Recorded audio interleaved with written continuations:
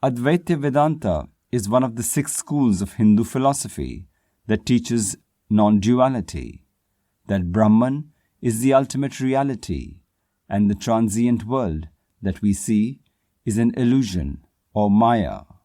Brahman is pure consciousness. It is eternal and not limited by time. It is omnipotent and not limited by space.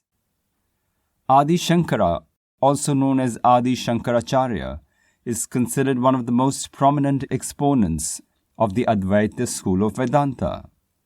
His commentaries of the Upanishads, the Bhagavad-Gita, and the Brahma-sutras are important works on Advaita thought. According to Shankaracharya, each one of us lives 2 lives, the life of our thoughts and the life that we are experiencing at present. Those 2 lives are the duality of Advaita, and freedom from this duality is when thoughts are absent and our experience of the present is all that remains. That liberation or moksha from the cycle of rebirths can only be achieved by reversing this misidentification of things and to realize the knowledge of Brahman, the Supreme Self hidden in all of us. This is the non-duality of Advaita Vedanta.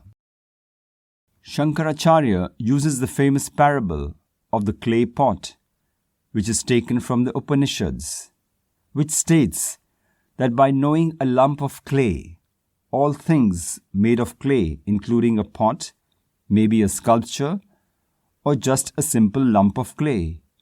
We may think that all of these things exist, but when we look closer, they are all simply one thing, and that is clay.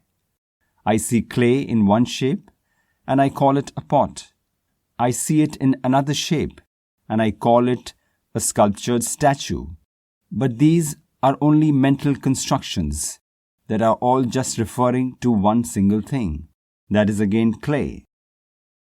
Since Brahman is very much real in an ultimate sense, this means that the world we experience is also real as long as it is understood as being simply the Brahman and nothing else. In other words, it is the constructs that we create about Jagat, the world, that is Mithya, the illusion. This Atman, the true inner self, is non-separate from Brahman. When this truth is not recognized, due to ignorance, there is suffering. Liberation is attained by gaining knowledge that Atman is Brahman. This brings an end to all suffering in this lifetime and emancipation from the cycle of rebirths thereafter. The analogy of light and darkness is also used to explain the Advaita doctrine of absolute and relative truth. In this analogy, light is the absolute reality and darkness is the relative reality.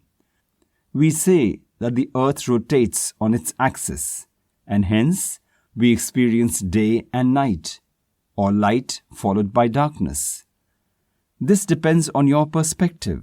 From the sun's perspective, it does not rise, nor does it set, and does not experience any darkness. But from our perspective on earth, we see the sun rise and set. Hence, we experience periods of darkness and light.